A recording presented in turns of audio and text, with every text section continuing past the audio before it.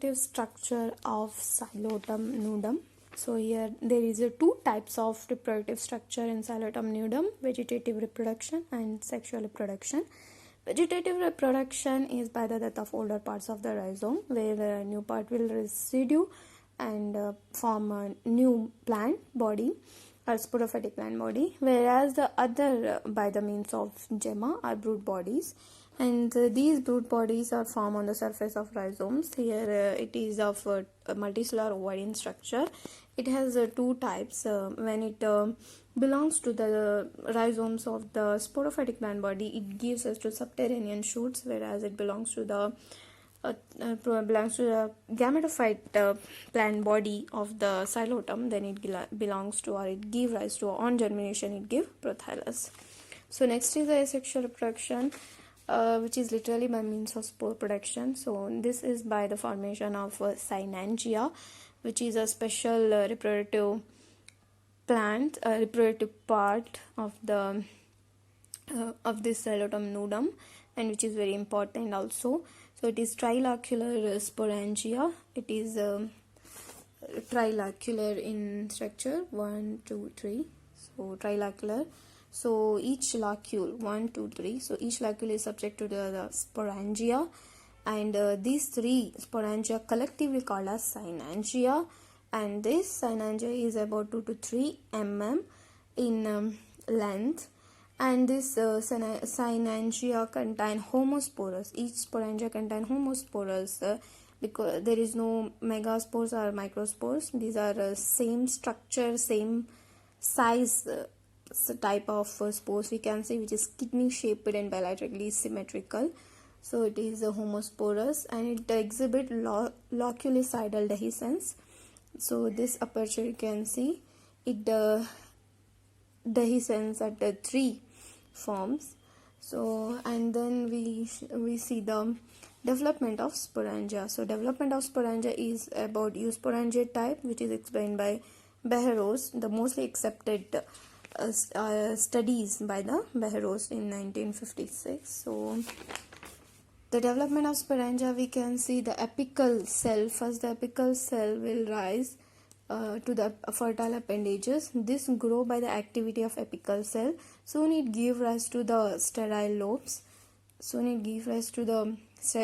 ceases the growth. Here the growth is ceases.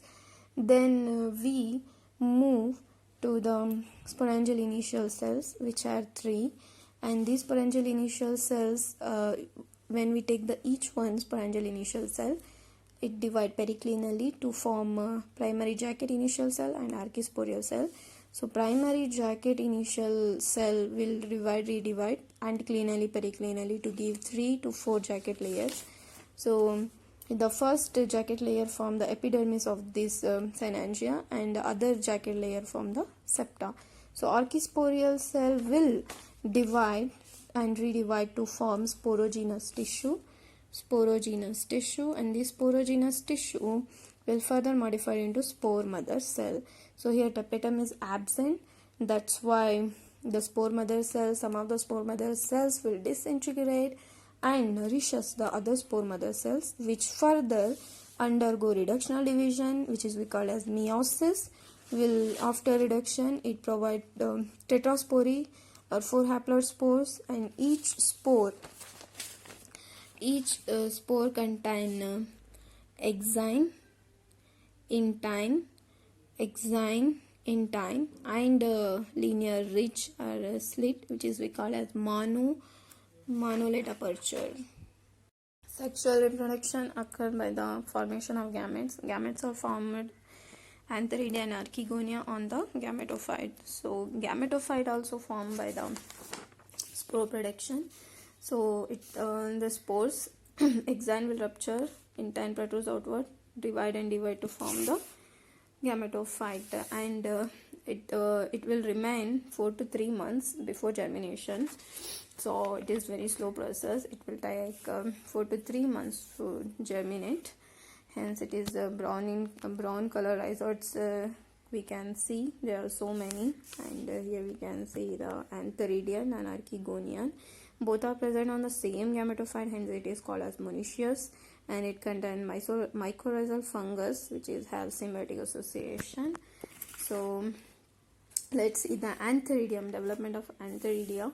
So as you see, Menacious, Anteridia begins to develop earlier than the Archegonia. It is spherical in shape, as you see here. It is spherical in shape, having only one jacket layer, and contain numerous spiral multiflagellated anthrozoids.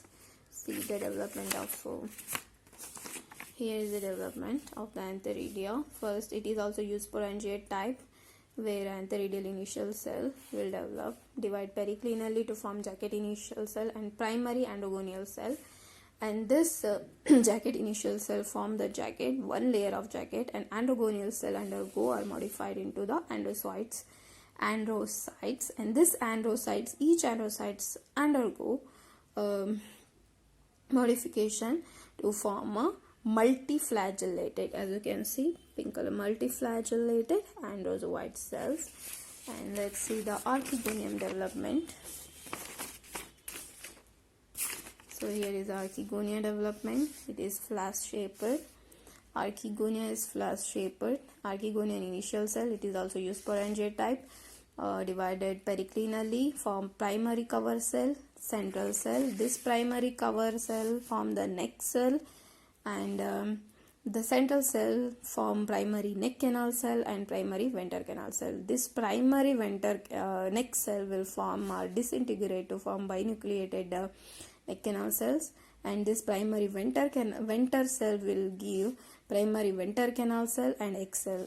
And this so when it get maturity, it disintegrate, and so it break, and this all disintegrate. This venter canal also disintegrate, only this X cell will be remain.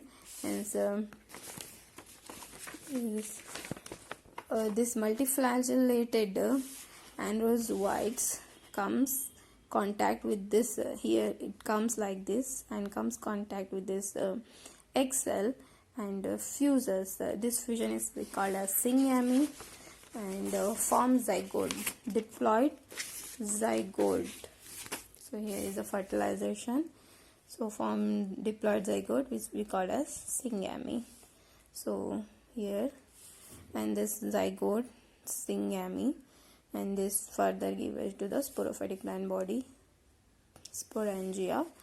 Then reductional division, spore give rise to the gametophyte. This sporophytic plant body, it is 2n generation, diploid, and it is haploid. So this is we call as alternation of generation.